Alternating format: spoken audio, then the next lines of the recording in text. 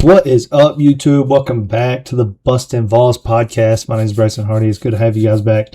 If you watched the first episode, I was announcing what this YouTube channel is going to be about.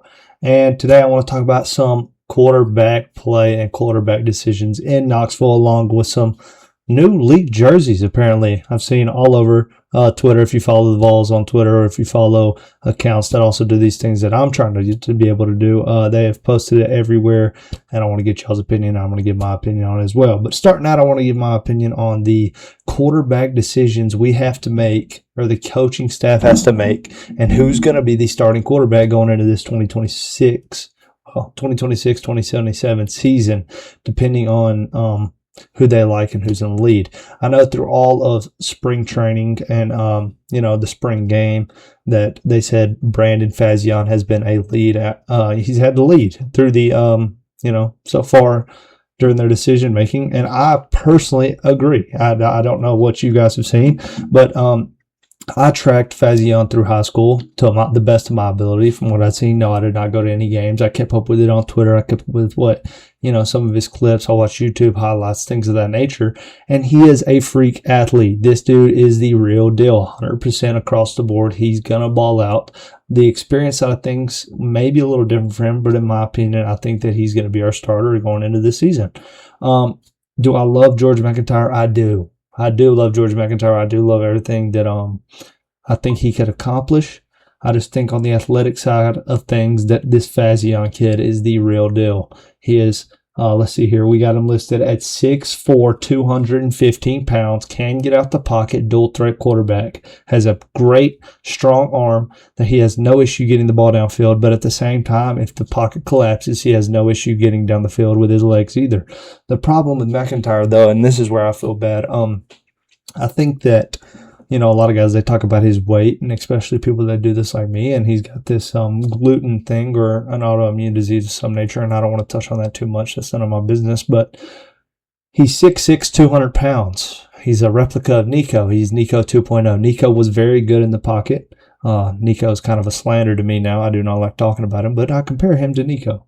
I think he's got a lot of pro potential, and I think that he is also a very good athlete. I think in high school, he's coming out 4-star, whereas Fazion was 5-star, top 5 quarterback in the nation, depending on if it was Rivals or 24/7 Sports, whichever one you looked at. But at the same time, I just think if you're going to be playing big boy football in the SEC, and of course you got to think about let's think about your experience. I think that's a big thing in today's football world. If you're going to go pick up a quarterback, a lot of teams, they're not even recruiting out of the high school scene anymore. There's no recruiting from high school. We're going to go pick up a quarterback through the transfer portal.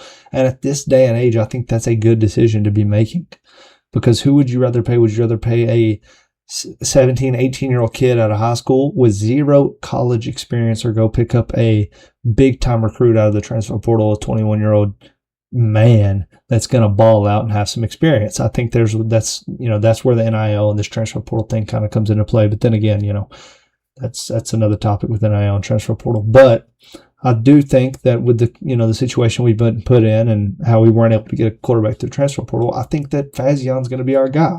I think it's not about experience anymore in college football. You have to have somebody that's ready to play and ready to rock and roll. And let me take that back on that experience thing. Yes, it's big on experience, but in a sense of what we have to deal with, let's see here. They have George McIntyre's freshman year. He played in 2 regular season games as a freshman, completing 7 of 9 passes for 69 yards, and saw action in the homecoming game over New Mexico State. 11 of 15, completing 1 pass for 17 yards.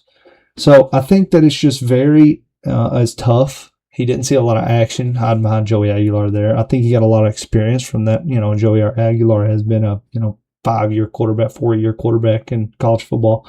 But I think Fazion's just the athlete you're looking for. Let's put him in there. Let's see what happens. And at the end of the day, I may be wrong. This is all personal opinion. But I think that, in my personal opinion, I think we need to throw Fazion out there and see what happens. And again, I'm not in Knoxville. I don't know. I'm far from Knoxville. I don't know what is happening. I may be completely off, but from what I've seen in clips and things of that nature, pocket collapses, Fazion's out. Fazion's quick. He's quick on his feet. He's got the arm to make a running or those running throws. McIntyre's more of your sit in the pocket, look over the O-line, let's hit the deep ball, let's hit it across the middle type of guy. Fazion's, and he's more athletic in my opinion. He's a dual threat quarterback, and that's what I think I see. But, I want to hear y'all's take on that. Let's see what y'all got to think on that, and if you think that it's different. Maybe it's reversed for you. Maybe you think George McIntyre needs to be in that quarterback position over Fazion. But I do think, I've been saying it for a couple of months now, that Fazion will be your starter, whether it's 2 games in, whether it's the first game. I think that he will be your starter. Excuse me. But then again, I think that's all I got to say on that situation for right now. Until more updates come out, let's keep it there. But over to these jerseys. Tennessee signed a major package deal with Adidas, switching from Nike to Adidas. This brings NIL money. This brings, I think it helped us pick up Tristan Keys. Tristan Keys had a big sign with Adidas while he was committed to LSU. Ended up flipping to Tennessee. Tennessee is going to be the face of Adidas. That's what their plan is. They've given us a ton of money to do this. And I don't care if we're wearing, Converse. I don't care what brand it is. If you're going to pay us money, top dollar, let's put it on. Let's represent it, and let's go pick up some players, and let's win a national championship. Let's compete. Let's compete. That's all I want this year, is for us to compete on an athletic scale. Let's compete aggressively. Let's play old Tennessee football where we're not scared of nobody. We don't give a care in the world what your last name is, who you are, if you're 5-star, if you're number 1 quarterback, if you're in the Heisman race. We don't care who you are. We're going to play football our way, nobody else's way. That's what I want to see, and I don't care what we're wearing while we do it. But I do want to show out these leaks. I think it's very interesting to see. Let's see here. Let me get it switched over. Give me 2 seconds. These are the leaks that are being dropped everywhere. Replicas, you could say. I like them. It's really what you'd expect. I feel like it's no different than what we had before. Just your basic, they're going to switch everything over. I think we're keeping the black jerseys and such, but pretty basic all across the board. I think that's as much as you could say about a jersey. It's the same thing. They just switched the logo. But then again, from a money standpoint, I'm perfectly fine with that. I would like to, sorry, give me 1 second.